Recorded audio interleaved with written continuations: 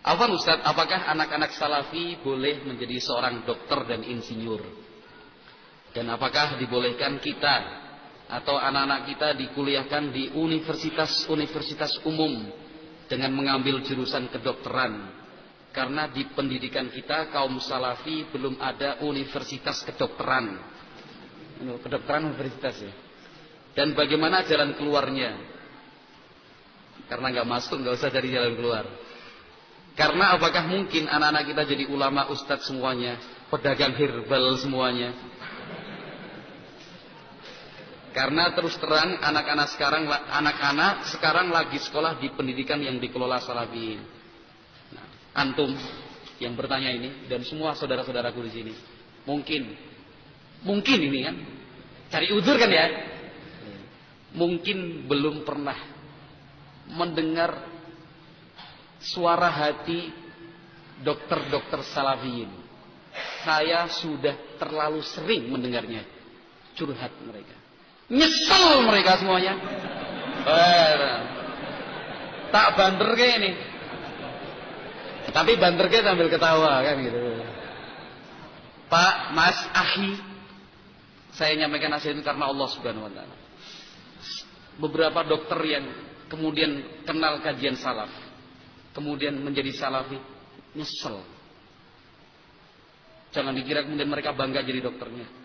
Sungguh, yang saya temui, mereka nyesel. Kenapa kok kuliah? Kenapa harus jadi dokter? Mereka itu iri dengan anak-anak kita. Demi Allah mereka iri. Sampai mereka punya istri, punya anak yang banyak, belum bisa membaca Al-Quran dengan baik, belum punya hafalan Al-Quran. Melihat anak-anak kita kecil, subhanallah itu, lari-lari, kejar-kejaran sama temannya sambil membaca watini wazaitun, tulis ini. Pernah melihat anak-anak kita seperti itu? Main sambil baca Al-Quran? Main saja baca Al-Quran kok yo. Dokter-dokter itu subhanallah 1, 2, 3, 4 saya masih ingat para dokter-dokter itu yang ngaji. Saya beri contoh sekarang. Saya sebut namanya, tidak ada masalah. Namanya Dr. Ahmad Jamil dari Solo, aslinya Gresik. Saya sebut namanya.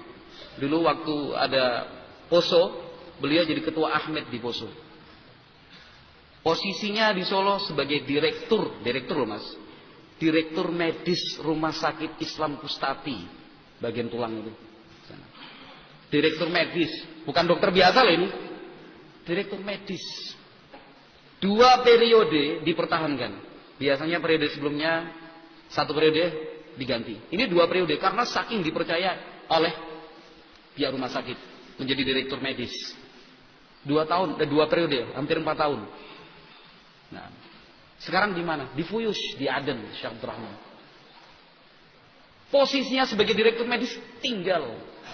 Profesi, bukan posisi saja. Posisi sebagai direktur medis ditinggalkan. Profesinya sekaligus sebagai dokter ditinggalkan, Mas. Bukan cuma posisi ya, beda ya posisi dan profesi itu ya. Posisi itu kan jabatan tadi. Kalau profesi itu apa? Kerjaannya ditinggal sebagai dokter. Sekarang sudah 3 bulan di Aden. Saya selalu doakan buat beliau, Bang Jamil. Mau nangis sana ini. Sulit menemukan orang seperti itu, subhanallah. Berbicara dengan dokter-dokter seperti itu, jangan melihatnya, oh salafi nggak ada dokter. Mana? Salafi itu tidak kekurangan dokter. Alhamdulillah dokter-dokter yang kemudian sadar, beragama, pengen menjadi salafi sudah banyak sekali. Sing kurang kuwi ustate. Daurah di Banyumas kok yang diundang ustaz-ustaz itu aja. Bener nggak Mas? Bukan kemudian protes kok saya undang-undang, bukan protes. Silahkan ustaz-ustaz itu diundang. Jazakumullah khairan asatidzah kita. Tapi kan sebagai bukti kita itu kekurangan ustaz. Yang dokter saja nyesel kok Mas. Nyesel yang dokter ini sekarang 3 bulan di sana. Posisinya direktur medis. Dan sekian banyak, sungguh demi Allah, bukan 1, 2, 3 dokter yang sudah saya temui, dokter salafi, yang kemudian menyatakan penyesalannya. Yang insinyur juga sama Mas. Yang tadi kan ditanya insinyur sama dokter. Pada nyesel. Yang jadi pejabat, nih, jangan dikira yang kenal dan senang dengan dakwah salafi itu cuma balok 1, balok 2. Bukan meremehkan, bukan. Tapi untuk menyampaikan ini, kenyataan di lapangan loh Mas. Yang sudah melatih, tahu melatih ya? Apa berarti? Mayor dan di atas yang kenal salafi pada nyesel. Yang dulunya semangat pengen jadi polisi, pengen jadi tentara biar gaya, gengsi dan prestis. Sekarang nyesel nggak bisa keluar dari kesatuan. Padahal pengen pelihara jenggot. Sekarang jenggotnya dicukur, subhanallah. Ini rame-rame. Astagfirullah, dunia sudah terbalik, Mas.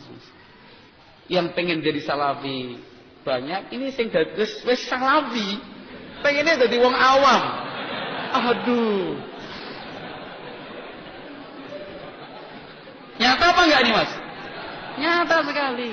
Makanya saya bilang, ada beberapa kali pertemuan saya dengan beberapa anak muda. Di beberapa tempat ya. Saya dipertemukan dengan pengurus tempat, dengan anak-anak muda, anak-anak salafiyin ini yang ada di sekitar itu. Saya ceritakan, Mas, saya sudah ketemu sekian banyak orang. Mas-mas semua ini senang main bola. Pengen masuk di klub terkenal segala macam. Ustadz Mokhtar pernah bertemu dengan ikhwan-ikhwan salafi yang dulunya pemain profesional di Liga Indonesia, pemain Arema, pemain Persis Solo, Anda sebutkan. Bahkan ada yang pernah masuk di timnas U14.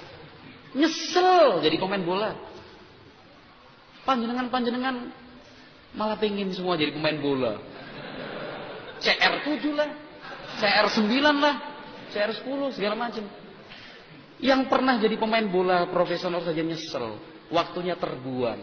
Pengennya bisa baca Al-Quran, pengennya bisa hafal sunnah Nabi, pengennya bisa ibadah dengan lancar. Nyesel lah sampeyan malah pengen seperti itu. Mereka itu iri sama jenengan. Kok dari kecil sudah bisa guyone wae maca Al-Quran. Ngelindurnya coba. Ngelindurnya Asmaul Husna. Ada orang ngelindurnya Asmaul Husna saking senangnya dengan agama. Saya bilang Ustadz Mokhtar pernah bertemu dengan beberapa pejabat yang pangkatnya tinggi. Mereka menyesal semua. Ini saya sampaikan ke anak-anak muda itu di beberapa tempat. Sepulang saya dari Yaman yang terakhir ini. Mereka itu pengennya ngaji seperti kalian. Kalian malah pengen seperti mereka. Ada ikhwan salafi geng motor. Wah, kerjanya touring sana touring sini. Rambutnya gondrong, pakai helm gini. Segala macam. Kalian malah pengen, dia aja nyesel kok jadi seperti itu. Artinya yang seperti saya sampaikan. Ini direktur ini. Mundur dari jabatannya. Beberapa waktu yang lalu, waktu di Bandung, saya ketemu sama ikhwan dari Majalengka. Selesai sesi pertama, turun dari kursi mimbar itu, saya didatangin Ustaz, mohon nasihatnya. Kenapa? Saya ini wakil ketua cabang Adira Finance. Dan sekarang sedang proses mengundurkan diri. Bagaimana dengan rumah, demikian juga tanah yang sudah saya miliki? Kan begitu? Ya saya jawab, selama tidak bisa dipastikan 100% haram, tidak ada masalah. Kan ketika bangun rumah kan uangnya macam-macam tuh. Ada uang dari pemberian ibu, ada uang tabungan, ada uang gaji segala macam. Yang penting sekarang banyak-banyak sedekah saja. Banyak-banyak infak, banyak-banyak memberi hadiah.